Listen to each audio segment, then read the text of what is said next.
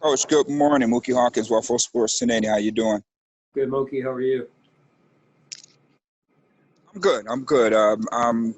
With majority of these guys on defense that's basically been in your system, and some of them it's already know, Coach. I noticed on Sunday that Coach Frazier was dialing things up, and with that trust, it gives you, the confidence in your offense to go forward on fourth down. So more aggressive on defense. Will that be the identity of this new look, sir? It's game plan every week. We do have a lot of trust in our players. They take great ownership, and I think it's a good dynamic there. Absolutely. And, Coach, I had the opportunity to meet with your strength and conditioning staff down at the Combine. They was front and center, front row every day down there in Indy. They did an excellent job last year, I thought, of getting the team ready to play for you on game day. So what are some of the procedures that Eric and Hal are doing to in reference to getting Matt and Tremaine back to battle for you? Well, they're a piece of the puzzle, right? We do a great job. Our strength and conditioning coaches, our sports science department, our training staff do a great job of communicating so that everyone's on the same page with each and every person's, each and every player in this case's situation, so that we can get them back as quickly as possible. Absolutely, Coach. I know you'd find a way, so good luck to you. All right, thanks, Mookie. Hey, Sean, Josh Reed here. Hope you're having a good morning.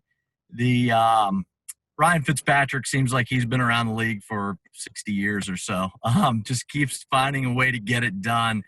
And when he gets hot, he can get as hot about as anybody in the league. How do you kind of prepare for a quarterback like Ryan? Well, he's super talented, with tremendous ability, and he is. I mean, he's as good as there is out there.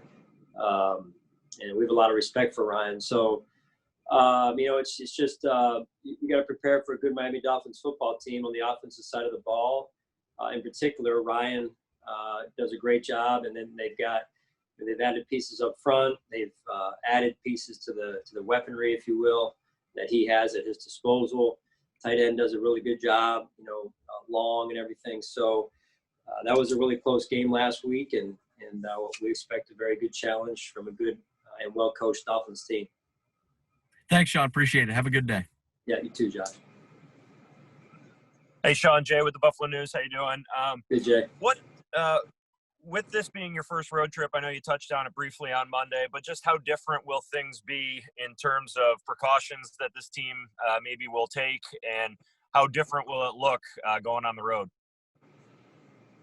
Yeah, this is our first road trip. I mean, I'm so I guess, just confident in our ops staff, as I mentioned, I think last week or over the weekend or Monday. I can't remember at this point. The days are running together, but yeah, our ops staff does a phenomenal job with the way they set up training camp, and I'm confident in this challenge as well, that they're going to be out in front of it, and we will be well prepared. We'll attack this thing head on and make sure that we are ready to go for game time. In regards to Josh, what steps can you take to work on ball security? Obviously, that's a bit of an issue coming out of Sunday's game. How do you improve that going forward? Well, it's a fundamental, right? And whether it's a running back carrying the ball or anyone, in this case, Josh carrying the ball, we've got to be better with our fundamentals. Ball security in this case, blocking, tackling, throwing, catching. So we've got a lot of work to do in that regard. And Josh takes ownership of it. He's aware of it, as you know. You've seen his quotes. So, appreciate his workman-like effort around that. Thanks. And then could you just run through your injury report for us? Yeah, I'll just give you the guys that you probably have questions on. So it's I'm assuming Delshon and Matt and Tremaine, all of which are getting treatment, and we'll see where they go today. Delshon and Matt are probably going to be out. Tremaine is a wait and see at this point. Thank you. Sure. Thanks for that, Sean. John Worrell here with the AP. So you said, I was just taking a note here, Delshon and Matt will probably be out for this Sunday's game. Is that what you? For practice. Okay. Yeah, for practice. That was for practice. Yeah. Gotcha. Okay, just wanted for practice today. So no ideas as far as Sunday yet on either of those three guys. Correct. Yeah. Okay. Going back to Skursky's question, Skursky's question about Josh. You saw how big of a weapon Cam Newton is and was, in Carolina and was this past weekend against this same defense. What did you take away from that, knowing that you're facing the same opponent? Well, I mean, each week is a different week. I'm certainly aware of Cam's abilities. And, listen, we have our approach to game planning, and obviously New England had their approach. What we're focused on is this week's game and our opponent this week. So, we'll just see how we match up against a very good defense. They've added and put a lot of money into this defense and this football team. So it'll be a big challenge for us, honestly, John. And you learned from what you saw in Carolina and from Donovan McNabb how important it is to have a running quarterback and the threat that he poses. So what's the balance in trying to find, how to utilize him to an extent where you don't put him into harm's way or put the ball into harm's way as well? Yeah, it's a balance, and you said it, right? It's what we're always trying to find with the balance of our fundamentals and the ball security, which is involved in our fundamentals, and running for production, and also keeping a good eye on how many is too many, right? So, but also how few is not enough, So it's a delicate balance, John, to your point. Is there such a thing as too many is too many, and what might that number be in particular to Josh? I think every situation is different, again, and I'll just focus on Josh, who's our quarterback. So every situation is different. Every game is different.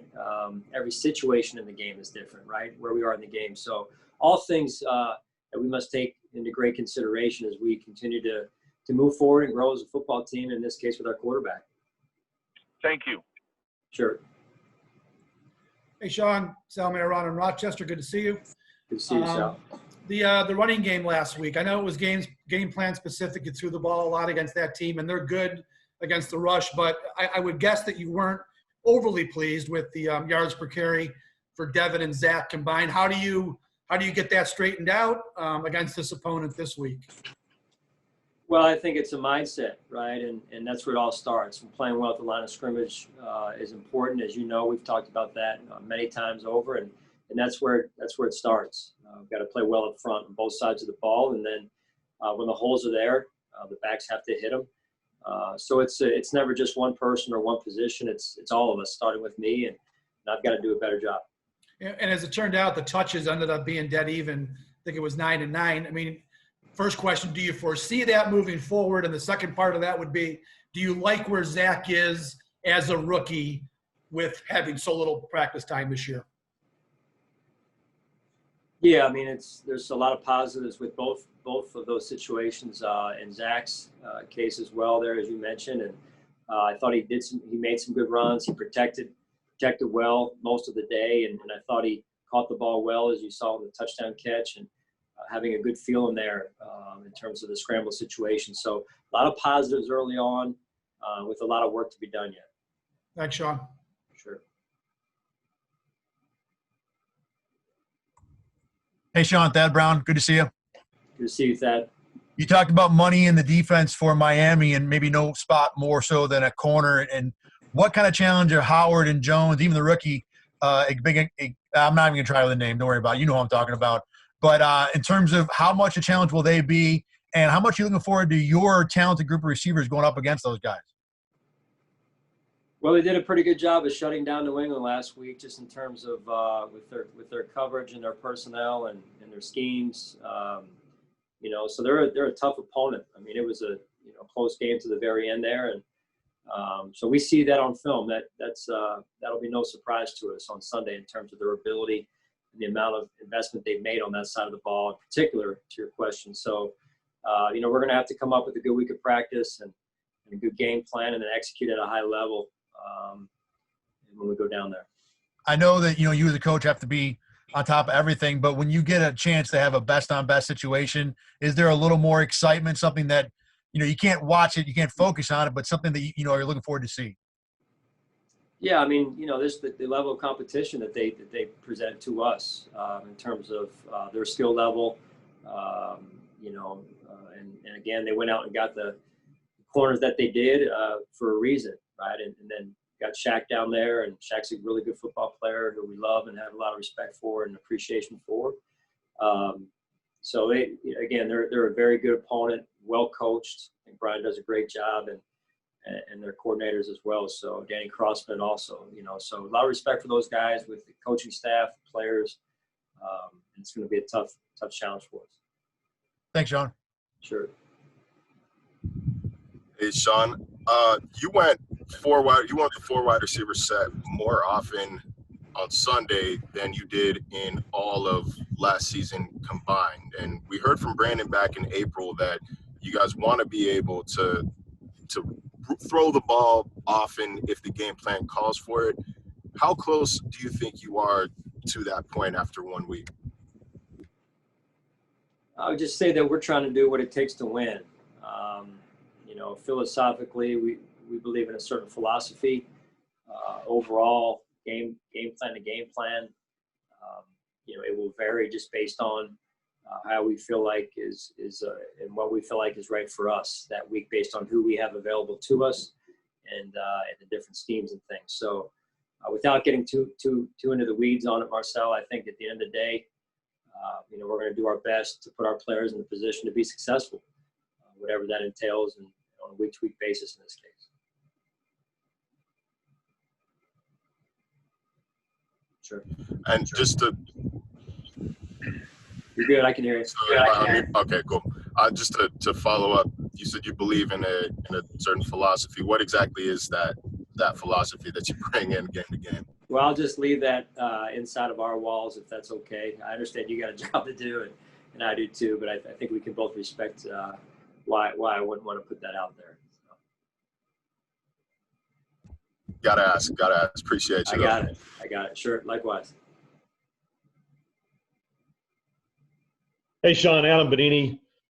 Good to see you. You were back a couple of weeks ago, kind of outspoken on the fan issue, the inconsistency across the NFL. As you prepare for this game, where do you kind of stand on that issue? I know it's control what you can control, right? But have you given that any more thought, and how does it factor in as you prepare? Yeah, no more thought, man. We're excited to go down there. We know they're going to have fans. We're excited about that. It's a great place to play, great environment. We're looking forward to the week of preparation and going against a really tough football team in the Dolphins. Does it affect competitive balance at all with a limited number, in your opinion? I don't think so. I really don't. I mean, listen, like I said before, and you quoted it, control what we can control, and that's where we are. That's where we are in the season, and that's the part I love week to week is the routine and just really zeroing in on that is our preparation and what we control. Thank you, Sean. Sure. Hey, Sean, Matt Fairburn here. You had a lot of moving parts this offseason up front and with your run defense, even on Sunday, having some linebackers going in and out. But it was still a really strong performance from the run defense. What worked when you went back and watched that performance on tape?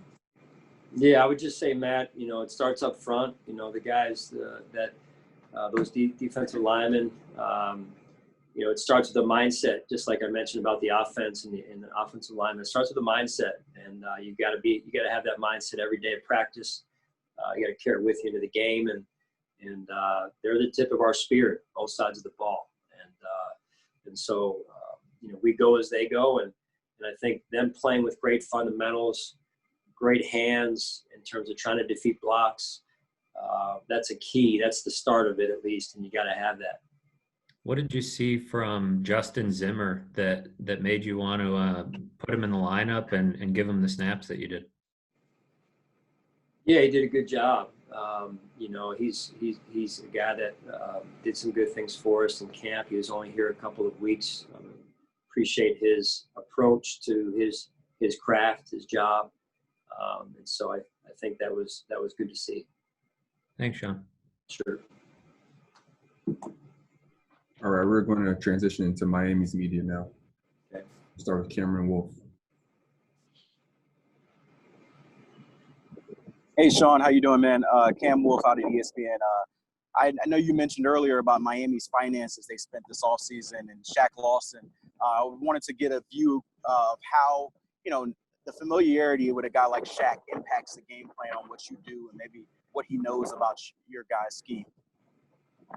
Yeah, Shaq is he's one of my favorites, man. Just a guy that I loved being around for the few years we were around each other here. And I actually worked Shaq out when he was at Clemson coming out. So got a little bit more history than just our time together here in Buffalo. Just a guy that's a good football player, and I can see why Miami did what they did in terms of going out to get him. And we couldn't be happier for Shaq and his situation. If I could follow up there, I know he's a fiery guy, a vocal guy. How do you expect that to be on Sunday? With talking and just sort of the extra juice he may have facing you guys. Yeah, I'm sure he'll be ready to go, just like their team. As I said before, Brian Flores does a great job of having his team ready to go, and a lot of respect for what they do down there.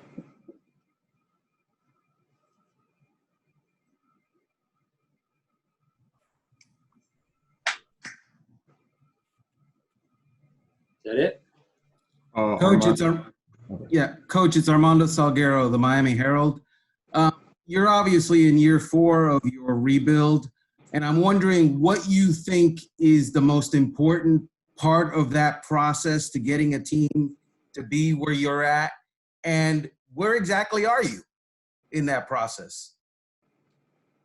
Well, we're in year 4 right now, and week 2 is where we are in that process. Armando, with respect to your question, it's about people, and I think we've made our fair share of mistakes across, along the way, and that's to be expected. And my hope is that I don't make the same mistake twice. But going back to what I said, it's about people, and we've got really good people in this building, really good people around us supporting us in terms of our fans and our community and Bills fans across the world, really. So we feel that, man, even though those fans can't be in the stands, at least in our stadium.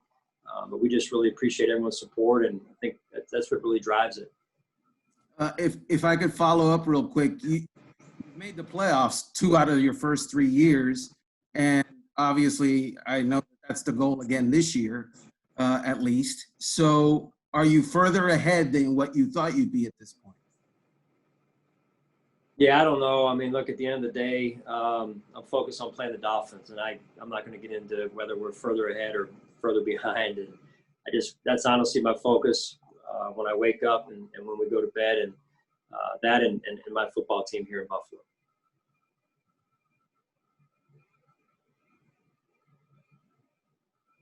Hey, Sean, I appreciate you doing this. Good to see you, man. Josh Tolentino from The Athletic. I wanted to ask about preparing for Miami's running back situation and just the group that they have. You mentioned the offseason additions, and obviously 2 of those guys were Matt Breida and Jordan Howard. But last week it was actually Myles Gaskin who led the team in carries and all that. Just how do you go about preparing for all 3 of those? Yeah, they're a good core of running backs. Each of them have their own abilities, and I think Coach Gailey does a really good job of rotating those guys, and so that's a good running group right there that bring a lot to the table, and it'll be a challenge for us on defense just to try and create a point of attack, because they're so powerful, so fast, and it's a good offensive line.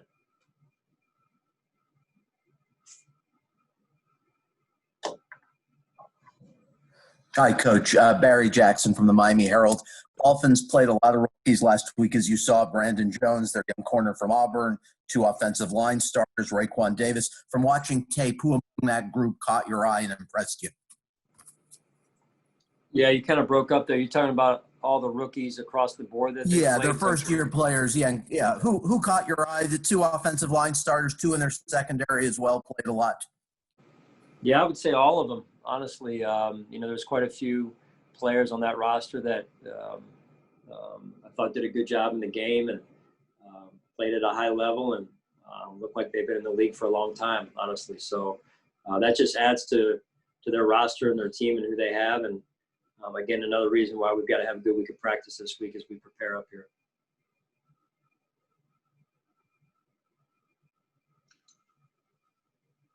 Hey, Sean, Mike Giardi, NFL Network. How are you? Good, Mike. How are you? Could you speak to the relationship that Brian Daboll and Josh have formed over these last few years, and sort of just your view of it and the importance of it as this team moves forward? Yeah, they've formed a good relationship. Like most young quarterbacks, they spend a lot of time together, and offensive coordinators, spend a lot of time together. I think it's developing into a very strong. In fact, is already a very strong relationship and a key relationship. That, along with Josh's relationship with Ken Dorsey, our quarterback coach there. So, and I think that's an interesting dynamic there because of the humility that you have to have when two coaches work closely with one player, in particular the quarterback position. So that's been fun to watch. And then just, how they challenge each other. Hey, we're coming off a good game. Hey, what do you do? How do you handle a good game? And challenging each other to the emotional maturity side of it, and remaining humble and hungry in their approach. I think that's been fun to watch for me as they've grown together as we move forward as a football team. So that's again a big help to me, and I think they're doing a good job.